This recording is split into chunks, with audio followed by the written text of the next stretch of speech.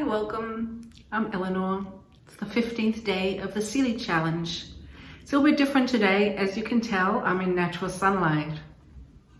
I know it is it still morning? Oh my God, it's still just morning. So today I'm reading Trouble in Mind by Lucie Brock-Broido. So I'm going to do something a little bit different this time. I thought I'd challenge myself, see how it works. This is a kind of book that I'm really attracted to. I kind of knew I would like it just from flipping through it. I came to it in two different ways. So with Lucie Brock-Broido's name has come up. I haven't really taken the time to look her up though in the past few years, I'd say. Just one of those things. And then I finally read Shane McCrae's book. Well, I read his latest book, and he has several poems dedicated to her. And there's even a video of him discussing his friendship with her and reading one of her poems. I'll leave a link, although I've left a link before. I think I'll leave a link again to that because it's a really good one. And there's nothing I love more than a friendship between poets. And I love being recommended one poet by another poet. Not in real life. It's not like I know that many poets. I mean, through books. I often will go through acknowledgement pages and see, who are you acknowledging? Who are you thanking? Those must be some poets that I might be interested in as well. So I come to Lucie Brock-Broido with that. So I started reading it last night as I was falling asleep, and then picked it up again the minute I woke up in the morning. And it occurred to me that I'm beginning to have a process for reading poetry books. Now, I have been taught how to close read a poem. I have been in classes where I was taught that. But how do you read a whole book? What techniques do you use? I've never been taught that. It was never really discussed at all that I can remember. So this is what I've come to. I've made a note of what has worked for me, and I will vlog today. I mean, I'll vlog the process. I'm not going to vlog me walking around because frankly, I'm not walking around. My biggest outing was treating myself to a little cappuccino from the corner cafe. So here I am. And the first thing I would say is the best thing for me to start a book is to read it in that in-between stage of sleep. So reading it in bed just as I'm falling asleep, and then picking it up immediately as I wake up. When I do read, at that point in bed, ideally, I would choose not to have any electronics near me so that I'm not tempted to Google anything. Just push through while I'm reading in bed. So what happened with this book is that I immediately wanted to Google things because there are several words I'm not familiar with. There's references I'm not 100% sure about. And by the fourth or fifth poem, I felt, okay, I don't know what's happening. I don't know what's happening. I have to talk about this tomorrow evening, and I'm not going to be able to, and I'm going to let myself down. I need to see what reviewers are saying about Lucie Brock-Broido. The best is to stop myself, which I did successfully, having not done that so successfully in the past. So I also decided to put minimal marginalia in. I always have a pencil. I always want to put something in. But I stopped myself from doing that. I said to myself, Eleanor, just read the poems. Just go from poem to poem. Let the language flow over you, through you, however you want to think about it. So, for example, when I got to page 4 and there was a title of one poem after Raphael, and later on there's a reference in that poem to an impossible post-Raphaelite world. I wasn't able to Google Raphaelites.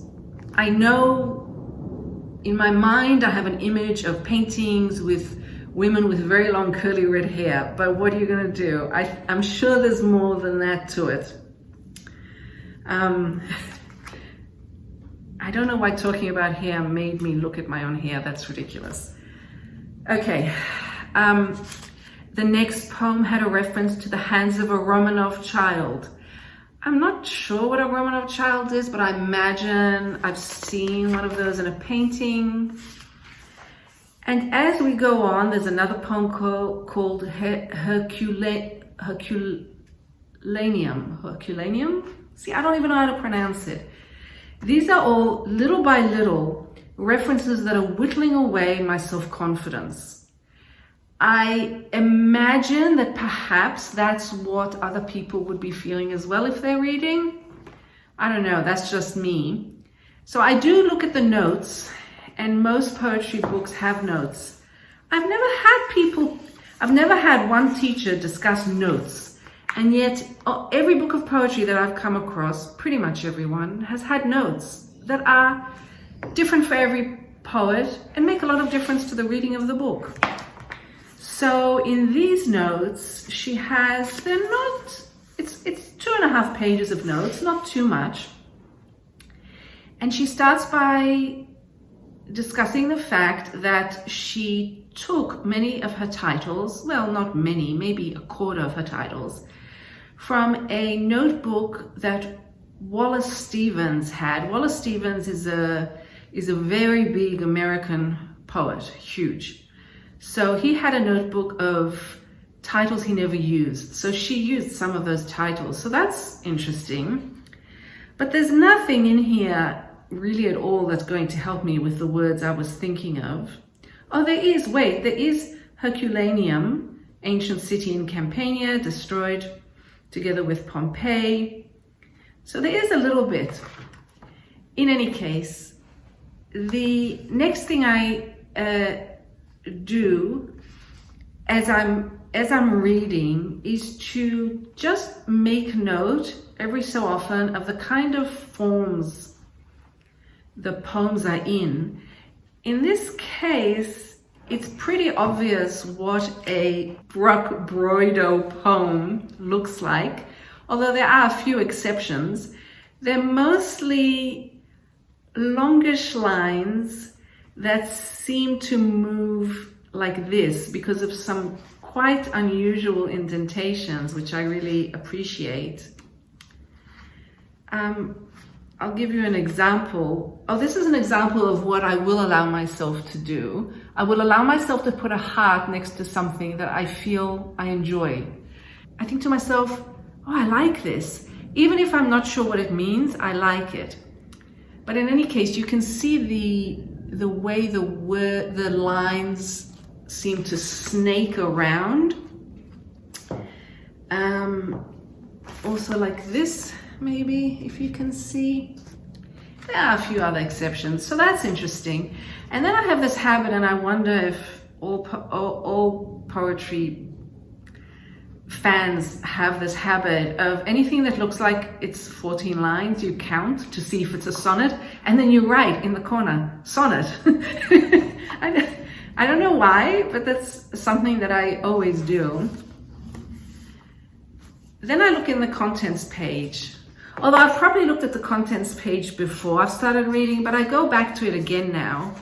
So, and I allow myself to write a little bit in the contents page because I feel that that's kind of separate from the poems and doesn't interfere too much with the way they look on the page. Because when it's a really good poet, I sort of want the poem to be there on its own. Yeah.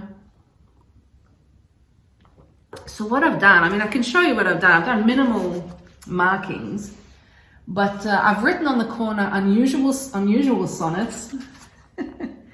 And then I counted the self-portraits because she has several poems that are titled self-portraits. So I wrote here seven self, I thought it was first six. I wrote 7 self-portraits. It's just interesting to put things in order. I'm thinking about it. Why do I do that? The only reason I can think of for doing it is that instinctively it feels like I'm making myself at home.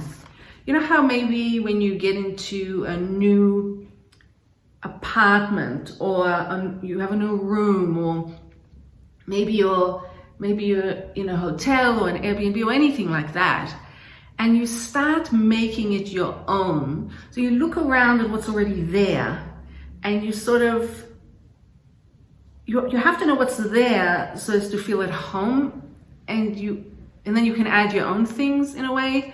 So basically, I'm doing a bit of, it's a reconnaissance mission, I guess.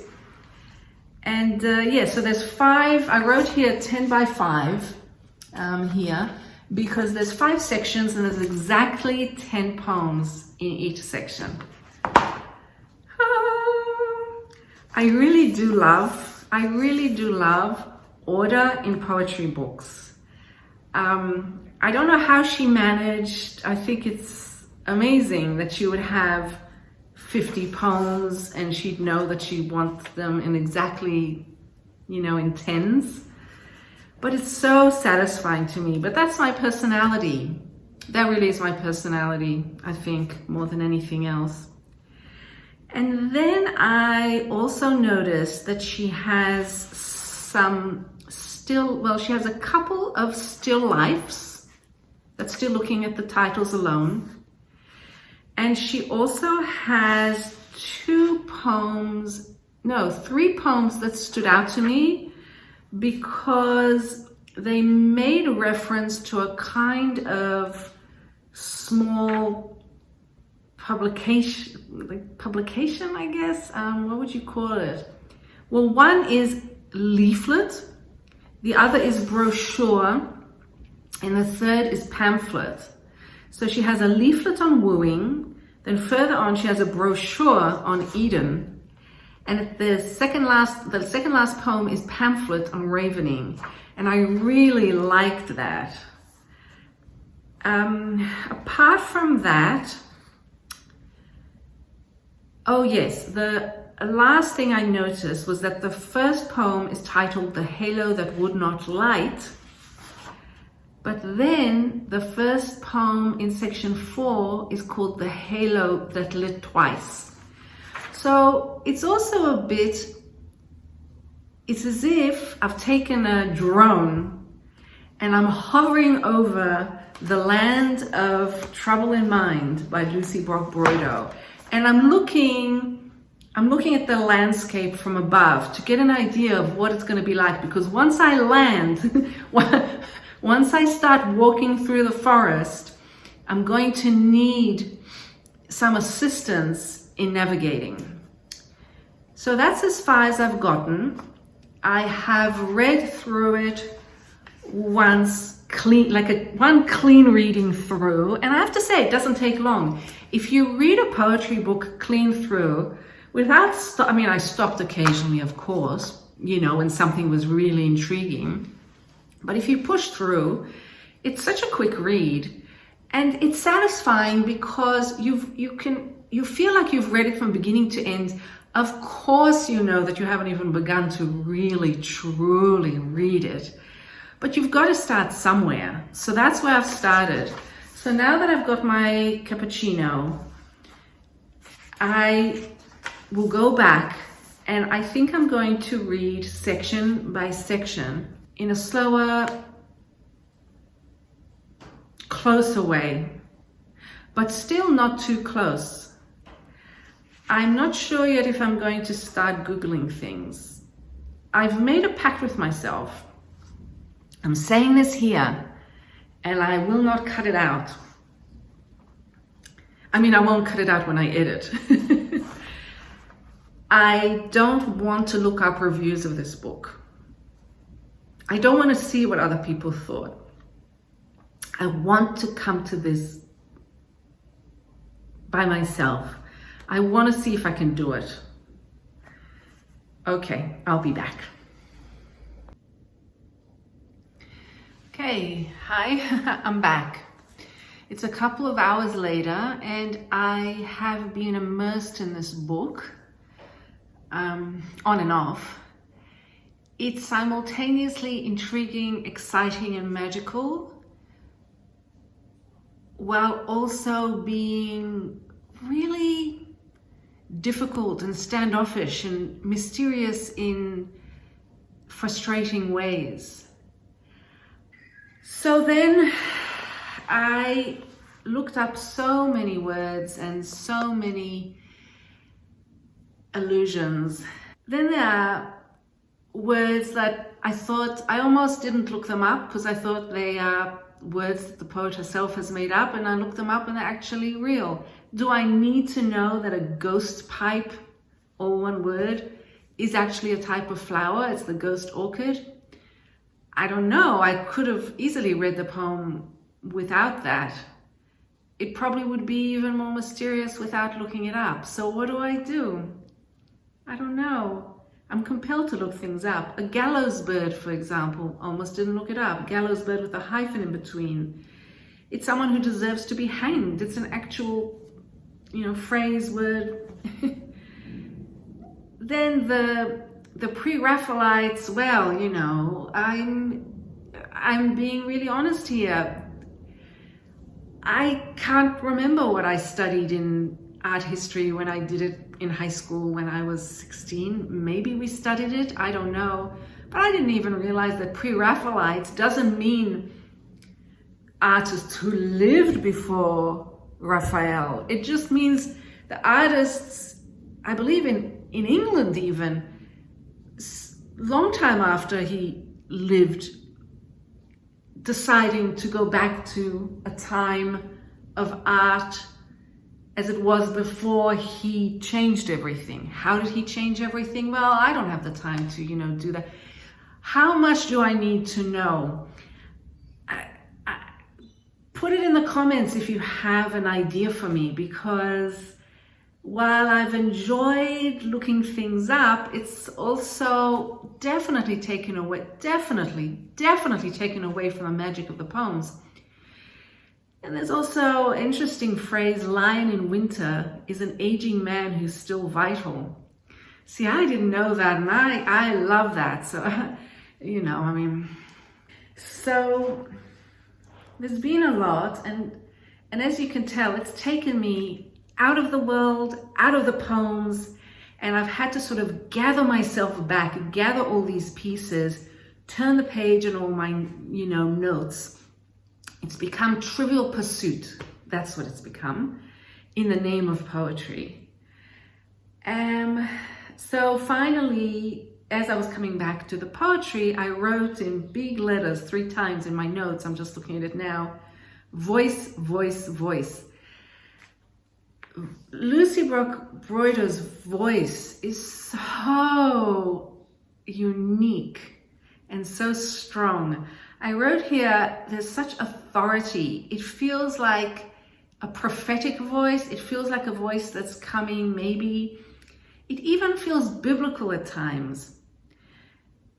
But then it does this really fun and unexpected twist where it will seem quite colloquial and modern, but only in a very short touch. And then it goes back to the prophetic tone. And the more I reread these poems, the more I'm seeing now the wordplay, the sound play. I'm seeing a little bit more of behind the scenes of why I was drawn to certain poems and certain stanzas initially, before I even knew what they were about, before I even knew the meaning. I enjoyed them for the sound and the sense they made without meaning. You can have a type of sense without meaning, I think, in my opinion. And there's something likable about the speaker. It feels like all the poems are the same speaker, and she's incredibly likable. I'm getting a sense that she is, that Brock-Broido is is an occasional poet, meaning that she writes for occasions, maybe not, for funerals or weddings, but for moments in her specific life, for specific people in her life, that she just doesn't, there are many poems here that are very specific in that way. And then in my rereading, I've gotten through to the beginning of the 3rd section, and then there's the poem Self-Portrait with Her Hair on Fire. And I discussed this before in one of my videos, if I remember correctly, that often with difficult poetry, all I need is one poem in the book to fall in love with. And that's the key. That's the key to me continuing to go back to the book again and again and love more and more of the poems. I need a way in. And I think Self-Portrait with Hair on Fire is my way in. So I think I'll read it. Now it is as dark as the pathos of pushing a wheelchair through the museum of a great metropolis.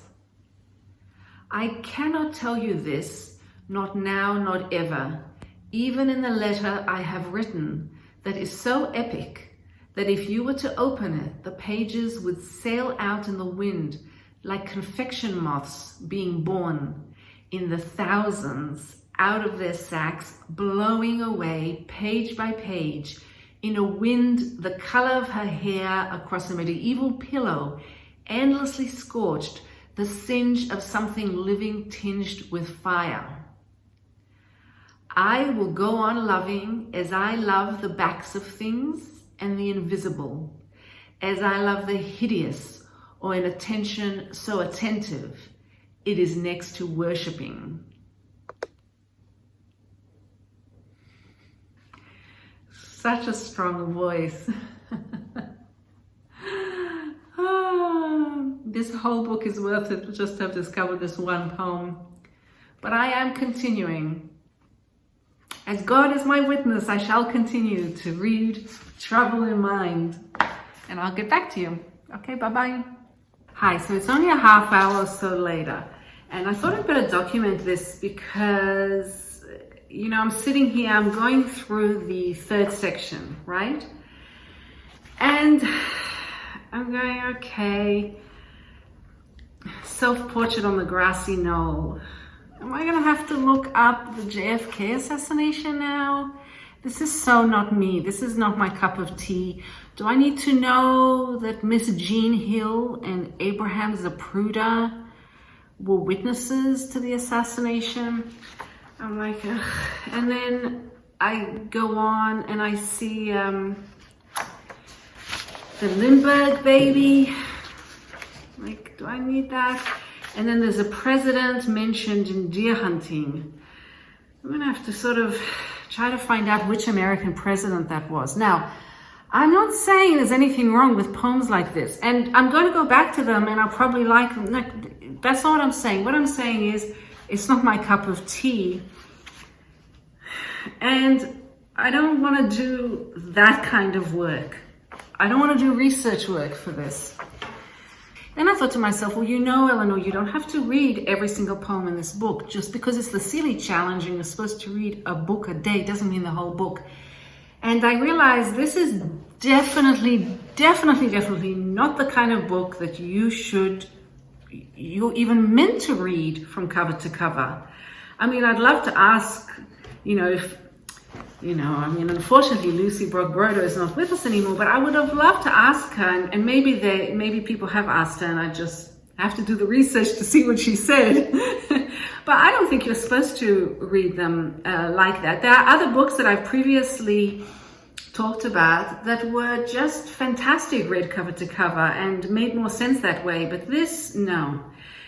Because I skipped to the 4th section, and it's the first poem of the 4th section that's all of a sudden, like I actually wrote OMG. I wrote OMG on this poem because I love it so much, and it goes so well with the other poem, about the moths, the confectionery moths. I love that so much. So this is called The Halo That Lit Twice. So I'm going to read that because I think it's important to love what you love and put off till tomorrow what you don't particularly love. And also I should mention that if you're trying to read a whole book in a short period of time like this, a poetry book, you need to have some sort of cheerleaders.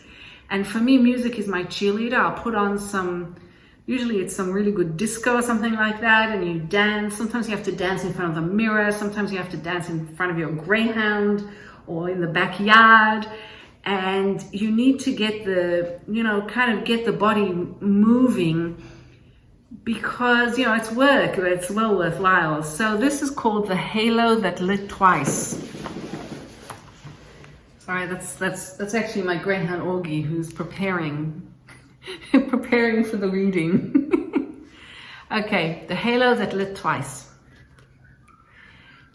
Tell me where, in what penultimate white world, do you imagine you can be quit of these blood-tied arteries which lead directly to the improbable thoracic cavity of me? What department of erotic wars? What Alexandria? What character is fate? What coven of intensive care? What raven width? What upper GI bleed? What chamber of anatomy? What ice and vigoury? What breastplate, lymph? What coat of arms? What curious unspeakable? What one lamp left on in the vaulted amber window of the public library, where a cowled friar has been deep in study, lucubrating like the patron saint of random births and worthlessness, an accidental light left all night long, pulsing slightly like the bundled 1 ounce heart of an infant harvested, delivered here on ice, which began to flutter faintly like the halo that lit twice, that lit and faltered, halted, lit once more, and then went out. Mic drop, Lucie Brock-Broido. If I ever had written just this poem, I would have said, I'm happy to die right now. I'm happy. That's an amazing poem. Of course, as I'm reading it, I'm thinking to myself, I really have to look up lucubrate and also check if I pronounced it correctly. It wouldn't look so good if I didn't pronounce it correctly. I might have to reread this whole thing. But then that's my personality. Okay, I'll see you later. I'm going to continue my reading now. Okay, I'm back in the library. The word is lucubrate, and it means to study very hard, usually all through the night. Okay, new favorite word, lucubrate. In any case, we're talking about studying hard all through the night. I've left my notepad here. So I've reached my limit, but it's a very good limit of this book.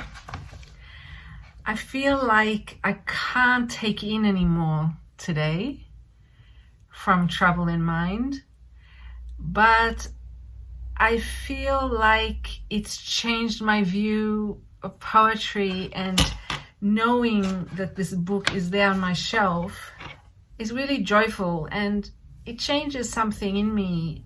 I feel like sometimes I read poetry books and the poems are sparse. I'm left feeling empty. Sometimes I feel like there's a lot of publicity around books or marketing. Sometimes the poets are very young, very inexperienced. And I always get something out of those books. And I'm not at all criticizing them either. It's just that if you read a lot of poetry, you can tell when it's very, very good. And this for me is very, very good. I've been thinking about how to best summarize or describe the book. I don't want to talk generally about Brock-Broido's poetry because I haven't read up on her other work, and I don't know, maybe this is an outlier. Maybe this is typical. I don't know. So what I jotted down was a series of questions. Are these poems, how would I describe the poems in this book? Some of them are personal, yes. Some are political, yes. Some are very specific to time, place, people she knows, yes. Some are metapoetic, so they refer to her own view of poetry, art, craft, yes. Are some of them just plain beautiful? I think all of them are plain beautiful. Plain beautiful in the sense that even without looking at any sort of meaning, they're works that are beautiful. The language itself is such an art. But also when I look at the word plain, I'm reminded of one of the poems where she talks about how, I think she sort of saying to herself, I'm going to be plain now. I'm just plain now. And you just know there's great irony in that, because I cannot imagine her ever writing anything that's plain, because her work is very ornate. I've enjoyed also the strange lines she has. I would say that I spent quite a bit of time today trying to decide what constitutes a line for her. You know, when it breaks, when you have breaks like this, I mean, what constitutes a line? When is it a new line, or when is it just a continuation with I guess, a caesura? I'm not sure if that's the right word. It doesn't really matter, but it is interesting. There's one poem called Dire Wolf where she does something that's so utterly beautiful in the lines, and it's really something very tiny, but it just really captured my imagination and attention. So I'll put that in now. I'll quickly write it up and then read it just to share with you. The wild wolves roamed in scattered sorrows over everywhere, prodigious in appetite, howling at the hollow of everything, empty like a throat coated.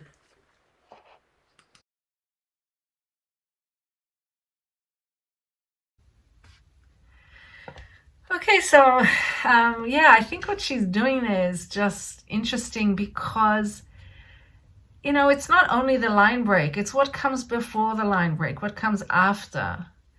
The everywhere and the everything. And then the howling and the hollow. It's just so, so beautiful. I guess it maybe is a bit like looking at her work, maybe sometimes it's like thinking about instrumental music. It doesn't have words. Sometimes it doesn't so much matter what the words are. The music itself says so much. But, you know, as in the two full poems I read, it matters very much in those poems what the words are. And that's why they struck me immediately. There's so much I don't understand, so much mystery in this book. It would be hard to summarize it. I'm less annoyed by that now, and I think That was my greyhound. That was my greyhound Augie just sighing. If you heard that, I know it's been a very long day with Lucie Brock-Broido is sighing, but